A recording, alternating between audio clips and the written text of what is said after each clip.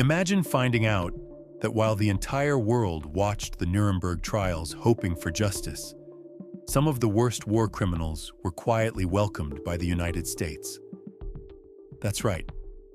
Instead of prison, they received jobs, citizenship, and in some cases, even medals. Sounds like a movie plot, doesn't it? But this story is real, and for decades, it was buried deep in the basement of history. What you're about to uncover is not a conspiracy theory. These are official documents, testimonies, and undeniable evidence showing that the US government, despite clear presidential orders, chose to protect and employ Nazis in the name of progress. A choice that would shape America's future in ways few people truly understand. This video is more than an investigation. It's an invitation to reflect on how hidden agendas can rewrite what we think we know about history. Get ready to step behind the curtain of a silent deal that still echoes in the halls of power today. The secret revealed. In 2010, the New York Times uncovered a document that had been buried for decades. A 600-page report produced by the US Department of Justice. This report exposed how, even after World War II, American authorities opened their doors to former Nazis, blatantly ignoring President Truman's own orders to keep them out. The reason? A keen interest in their technical knowledge, especially in fields like rocketry and espionage. They justified it as a strategic necessity. But here's the question. What's the real cost of that kind of decision? Even more shocking is the fact that documents like the Nuremberg Laws, signed by Hitler himself, were taken to the US National Archives, and they weren't stored there merely as historical artifacts. In many ways, they became tools of study. The history of Nazism was archived, dissected, and in some cases used to inform national security strategies. If that sounds uncomfortable, wait until you hear about the diary of Alfred Rosenberg. Rosenberg was one of the main ideologues of the Nazi regime. His diary, over 400 pages long, ended up on American soil after the war and is now held by the Holocaust Memorial Museum in Washington, D.C. What's curious is how this material was treated like a relic. What was once a tool of anti-Semitic propaganda became a privileged object of study, kept far from the eyes of the general public. This isn't just about preserving memory. It's about what gets hidden and what gets revealed. Operation Paperclip. Operation Paperclip is one of those parts of history that's almost hard to believe the first time you hear about it. It was a secret US program that brought hundreds of German scientists to America, many of them active members of the Nazi Party. The goal was simple: to use their expertise to boost the technological race against the Soviet Union.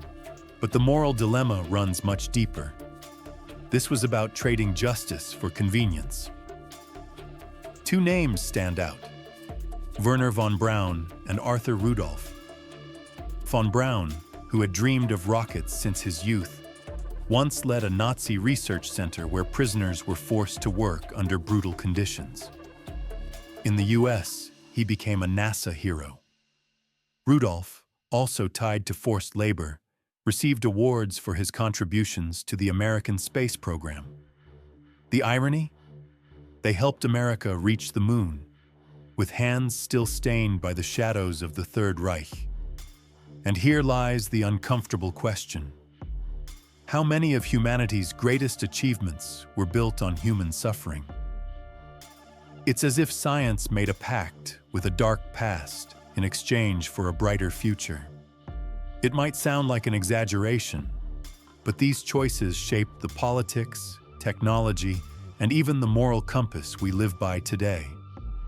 All of it hidden behind official seals and classified contracts. Specific cases of Nazis in the US. Not all Nazis who entered the United States wore lab coats. Some arrived with much darker pasts and still found shelter. Otto von Bolschwing, for example, was nothing less than a direct collaborator of Adolf Eichmann, the architect of the final solution. And despite that record, he was recruited by the CIA. The government knew, but it chose the secrets he carried over the justice he deserved. Another striking case is that of Friedrich Karl Berger. He lived peacefully in the US for over 60 years, enjoying retirement, until documents recovered from a sunken German ship revealed his past as a concentration camp guard. He was only deported in 2020. Think about that. He lived free in the US for longer than many of his victims lived at all. And how many others remained just as unpunished, hidden among everyday neighbors? Since 1979, the Office of Special Investigations, OSI, has worked to track down and deport hidden Nazis within the country. More than 70 have been identified and removed. But that doesn't change the fact that for decades, the US served as a safe haven for individuals who should have been held accountable for crimes against humanity. And that leads us to wonder, how many truths are still buried in archives, just waiting to be uncovered? Deep impact, science, justice, and politics. When a nation chooses to shelter war criminals in the name of technological progress, there are consequences, far greater than any rocket ever launched into space. The arrival of these Nazis in the US shaped three fundamental pillars: science, justice, and politics.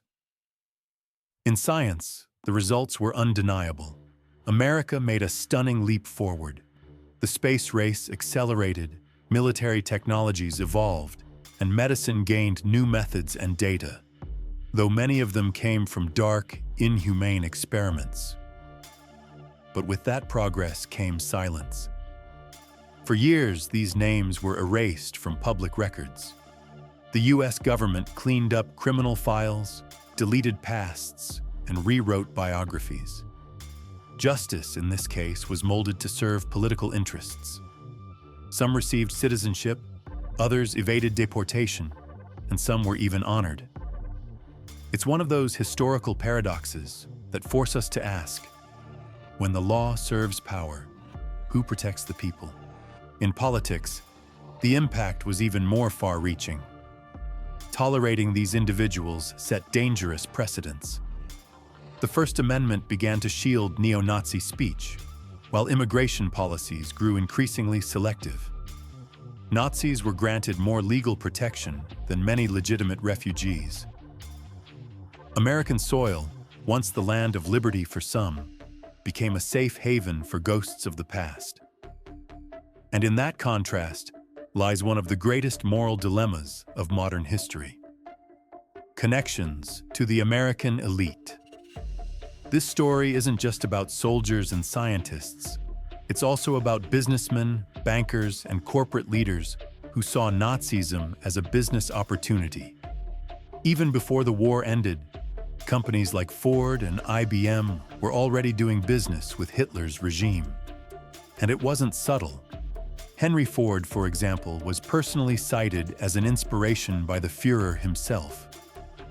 When economic interest speaks louder, moral principles tend to disappear.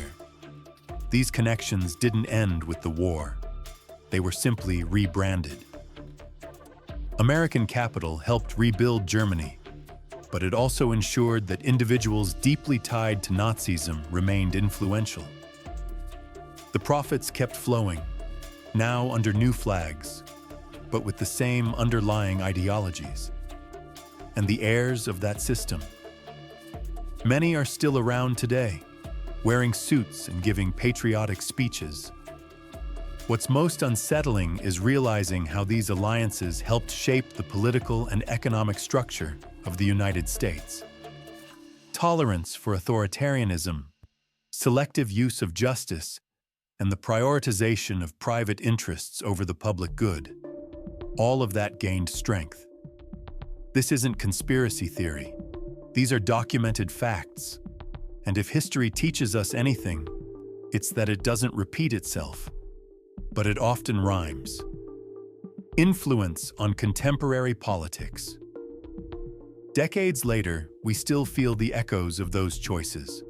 The rise of ultranationalist rhetoric, the tightening of immigration policies, and the strengthening of white supremacist groups didn't happen out of nowhere. They are the result of seeds planted long ago, when practices and ideas that should have been buried with the Third Reich were instead normalized. But they weren't buried. They were recycled, adapted, and now they return in new packaging. In recent years, we've seen American political leaders adopt rhetoric that borders on authoritarianism, and in some cases, crosses that line. The use of national security as an excuse to restrict freedoms, the promotion of fear as a tool for social control, the legitimization of hate as acceptable discourse. All of it draws disturbing parallels to what happened in Nazi Germany. These are not careless comparisons. They are well-founded warnings. The question remains, have we truly learned from the past, or simply disguised it? Because when we hide history's uncomfortable truths, we create room for them to return even stronger. Real freedom requires memory, courage, and responsibility. And above all, it requires that we speak the truth, even when it's inconvenient. While the world was watching the trials at Nuremberg, the US was signing contracts with the architects of destruction. And those deals, though silent, changed the course of history. Nazis didn't just escape justice. They became part of the system, influenced policies, and left behind an invisible legacy that still shapes the structures of power today. This isn't a story meant to shock. It's a story meant to awaken. Because understanding the past isn't about being trapped by it. It's the only way to prevent it from repeating. And what you choose to do with this information now may say a lot about the kind of world you want to help build. Which of these stories surprised you the most? If you've made it this far, make sure to subscribe, like, and share. Here, the past isn't buried, it's revealed.